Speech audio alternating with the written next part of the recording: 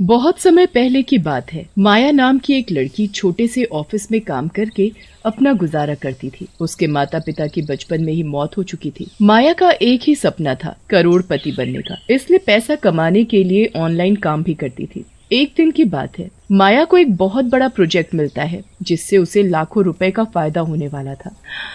Wow, मेरे लिए ये प्रोजेक्ट किसी जैकपॉट से कम नहीं है। अगर मैंने इसे समय पर करके दे दिया तो मेरी लॉटरी लग जाएगी और मुझे लाखों का फायदा होगा और फिर मेरे सारे सपने पूरे हो जाएंगे। माया दिन रात प्रोजेक्ट बनाने में लगी रहती और कुछ महीनों की मेहनत के बाद उसका प्रोजेक्ट बनकर तैयार हो जाता है। मेरा प्रोजेक्ट बनकर तैयार हो गया। ये प्रोजेक्ट मेरे दिन रात की मेहनत है। अब मेरा करोड़पति बनने का सपना जल्द ही पूरा होगा। कुछ दिनों बाद उसे उसके प्रोजेक्ट के पैसे मिल जाते हैं। पैसे आते ही माया की खुशी का ठिकाना नहीं रहता और वो पागलों की तरह नाचने लगती है और अपने ही आप से बातें करे जा रही थी। अरे माया, अब तो तू जल्दी ही करोड़पति बन जाएगी और फिर तेरे पास सब कुछ। उस प्रोजेक्ट के बाद से माया को और भी ज्यादा काम मिलने लगा था, जिसकी वजह से माया रात भर जागकर काम करती। ऐसे ही एक दिन माया रात में ऑनलाइन काम कर रही थी, तभी उसे एक बहुत बड़ा प्रोजेक्ट मिलता है, वो भी 1 करोड़ रुपए का, जिससे उसका करोड़पति बनने का सपना पूरा हो सकता था। ये प्रोजेक्ट मेरी जिंदगी है, मुझे कैसे भी करके इसे पूरा करना होगा। इसी से मेरा करोड़पति बनने का सपना पूरा हो सकता है और फिर मेरे पास सब कुछ होगा, रुपया, पैसा, गहना, गाड़ी, बंगला, सब। फिर क्या था, माया उस प्रोजेक्ट को बनाने में दिन रात एक कर देती है और फिर कुछ महीनों की मेहनत के बाद एक दिन उसका प्रोजेक्ट बनकर तैयार हो जाता है और उसे उसके पैसे भी मिल जाते हैं। तो उसकी खुशी का ठिकाना नहीं रहता। आज कहीं जाकर मेरा करोड़पति बनने का सपना पूरा हुआ। अब मेरे पास हर वो चीज होगी जिसकी मुझे जरूरत है। मैं इन पैसों से अपने लिए नया घर, बहुत सारे गहने और अब एक नई कार, अब मैं सब कुछ खरीदूंगी। माया के पास अब रुपए पैसों की कोई कमी नहीं थी। माया उन पैसों से अपने बंगला, गाड़ी, गहने, हर कीमती सामान खरीदती है। उसकी हर अलमारी रुपए, पैसों और गहनों से भरी रहती है। माया के पास करोड़ों रुपए आते ही उसके एक दूर के चाची चाचा उसके पास उससे मिलने आ जाते हैं। माया बिटिया, तुझे देखने के लिए तो कब से हमारी आंखें तरस गई हैं। आज तुझे देखकर कहीं जाकर हमारे कलेजे को ठंडक मिली है। तू ठीक है ना बिटिया? तुझे कभी हमारी याद नहीं आई? ये कहते कहते माया के चाचा चाची उसके गले लग रोने लगते हैं। पर मैं तुम्हें नहीं जानती कि तुम कौन हो। मैंने तुम्हें पहले कभी देखा भी नहीं और मैं कैसे मान लूं कि तुम मेरे चाचा चाची हो? हम तुम्हारे सगे चाचा चाची हैं। बिटिया, तू उस समय तो बहुत छोटी थी। एक दिन हम सब घूमने जा रहे थे, फिर तू अचानक से न जाने कहाँ चली गई। हमने तुझे बहुत ढूंढा पर तू हमें कहीं नहीं मिली। अब तू हमें मिल गई है ना, अब हम तुझे कहीं नहीं जाने देंगे। हाँ। माया को अपने चाचा चाची की बातों पर यकीन हो जाता है और वो उन्हें अपने साथ अपने घर में रख लेती है। माया के चाचा चाची भी उसका खूब ध्यान रखते और उसे प्यार भी बहुत करते। माया भी अपने चाचा चाची को पाकर बहुत खुश थी, लेकिन उसे क्या पता था कि उसके चाचा चाची उससे नहीं, उसके करोड़ों रुपयों से प्यार करते हैं। ऐसे ही एक रात माया के चाचा चाची दोनों आपस में बातें कर रहे थे। अरे भाग्यवान, कुछ सोच, इस माया से करोड़ों रुपया कैसे लिया जाए? इसमें मुश्किल क्या है, इसे जहर देकर मार देते हैं और क्या, फिर उसके बाद इसका सारा पैसा हमारा होगा।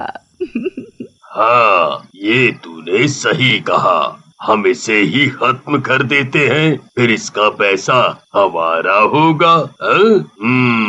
और फिर उस दिन के बाद से माया के चाचा चाची उसे मारने के लिए मौके की तलाश में लगे रहते और फिर एक दिन उन्हें माया को मारने का मौका भी मिल जाता है। माया अपने किसी प्रोजेक्ट पर काम कर रही थी, तभी उसकी चाची उसके लिए दूध का गिलास लेकर आती है। माया बिटिया, तुम्हें काम करते करते बहुत देर हो गई, तुमने कुछ खाया भी नहीं है। लो, पहले थोड़ा सा दूध पी लो, फिर उसके बाद काम कर लेना। माया अपनी चाची के हाथ से दूध का गिलास लेकर दूध पी लेती है और कुछ देर में माया का दम घुटने लगता है।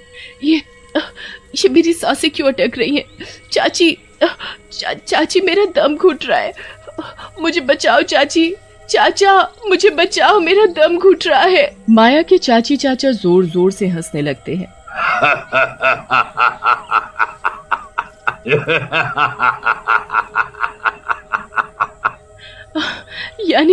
यानी तुम मुझसे नहीं, मेरे पैसों से प्यार करते थे।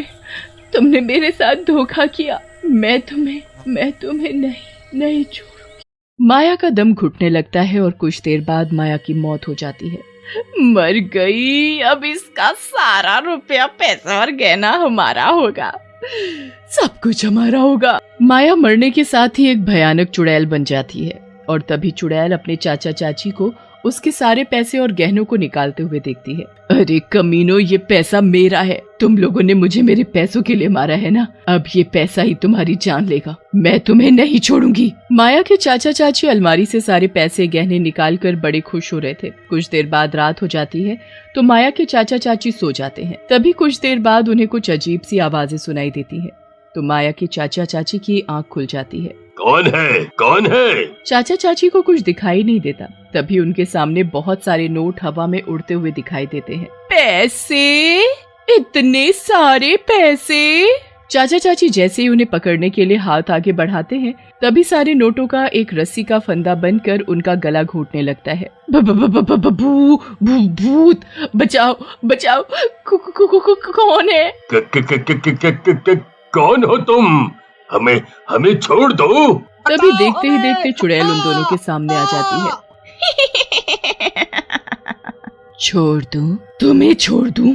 तुमने मुझे पैसों के लिए मारा है ना, ये करोड़ों रुपए मेरे हैं, इन्हें मुझसे कोई नहीं ले सकता, कोई नहीं। फिर देखते ही देखते नोटों की रस्सी उसके चाचा चाची को गला घोट कर मार देती है और कुछ समय बाद उस मकान में रहने रमेश और उसकी पत्नी नीना आते हैं। कुछ समय तक तो सब कुछ ठीक था, लेकिन फिर एक दिन अचानक नीना को कुछ अजीब सी आवाज सुनाई देती है, जिसे सुनकर नीना बहुत बुरी तरह डर जाती है। नीना पूरे घर में देखती है पर उसे कोई दिखाई नहीं देता। शायद मेरा वहम होगा, इसलिए मुझे ये आवाजें सुनाई दे रही हैं। फिर नीना रसोई में खाना बनाने चली जाती है और खाना बनाने के लिए जब वो डब्बे खोलकर देखती है तो उसे हर डिब्बे में रुपए और गहने ही दिखाई देते हैं।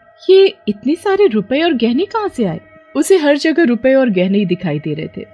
ये कैसे हो सकता है? इतने सारे पैसे और गहने कहाँ से आ सकते हैं? ये किसके हो सकते हैं? नीना को कुछ समझ नहीं आ रहा था कितने सारे पैसे और गहने कहाँ से आए। तभी उसे उन पैसों और गहनों से कुछ अजीब सी आवाजें सुनाई देती है। कौन है, कौन है? उसके सारे घर में करोड़ों रुपया ही रुपया होता है। कुछ देर बाद रमेश भी घर आ जाता है तो नीना उससे लिपट कर रोने लगती है और उसे सब बताती है। ये सब तुम्हारा वहम होगा, हमारे घर में रुपया कहाँ से आ सकता है? जी मैं सच कह रही हूँ, मैंने खुद अपनी आंखों से बहुत सारे रुपए और गहने देखे हैं, मेरी बात का विश्वास करो, आओ मैं तुम्हें दिखाती हूँ। नीना रमेश को कमरे में ले जाती है जहाँ उसने बहुत सारा रुपया देखा था, पर वहाँ उसे कुछ भी दिखाई नहीं दिया। ये कैसे हो सकता है? अभी तो मैंने बहुत सारा करोड़ों रुपया देखा था। ओहो, अब तुम ये सब छोड़ो और मुझे जल्दी से खाना दो। नीना रसोई में जाकर खाना बनाती है और फिर रमेश और नीना खाना खाकर सोने चले जाते हैं। नीना को तो उन पैसों के बारे में सोच कर नींद ही नहीं आ रही थी। तभी कुछ देर बाद उसे वही डरावनी आवाज सुनाई देती है तो वो रमेश को जगाती है, पर रमेश गहरी नींद में होने के कारण नहीं उठता। हे भगवान, ये आवाज कैसी है? मुझे तो बहुत डर लग रहा है, पता नहीं ये सब कौन कर रहा है। नीना को कुछ देर बाद नींद आ जाती है। तभी वो डरावनी आवाजें फिर से आने लगती है। पैसा चाहिए? ले जाओ, सब ले जाओ, बन जाओ करोड़पति। डरावनी आवाज की वजह से नीना की आंख खुल जाती है। तभी वो देखती है कि बहुत सारा पैसा हवा में उड़ रहा है। कौन है, सामने आओ। तभी देखते ही देखते चुड़ैल नीना के सामने आ जाती है और उसका गला घोटने लगती है। बचाओ रमेश, मुझे बचाओ। नीना की आवाज सुनकर रमेश की नींद खुल जाती है और चुड़ैल को नीना का गला दबाते हुए देखकर वो बुरी तरह डर जाता है। छोड़ो मेरी पत्नी को, कौन हो तुम और तुम मेरी पत्नी को मारना क्यों चाहती हो? मैं सबको मार डालूंगी, जो भी मेरे इस घर में आकर रहेगा मैं उसे मार डालूंगी। पर ये घर तो हमने खरीदा है। नहीं, ये घर मेरा है, मैंने इसे अपनी मेहनत से बनाया है। मैंने दिन रात एक करके करोड़ों रुपए कमाकर बड़ी मेहनत से इस घर को खरीदा था। पर इसमें हमारी कोई गलती नहीं है, छोड़ दो मेरी पत्नी को, इसे मत मारो। चुड़ैल नीना को छोड़ने का नाम ही नहीं ले रही थी और अपने दोनों हाथों से उसका गला दबाने लगती है। रमेश को कुछ समझ नहीं आ रहा था कि वो क्या करे। तभी उसके दिमाग में ख्याल आता है। रमेश जल्दी से रसोई से मिट्टी का तेल लाकर चुड़ैल के नोटों पर डालकर उसमें आग लगा देता है।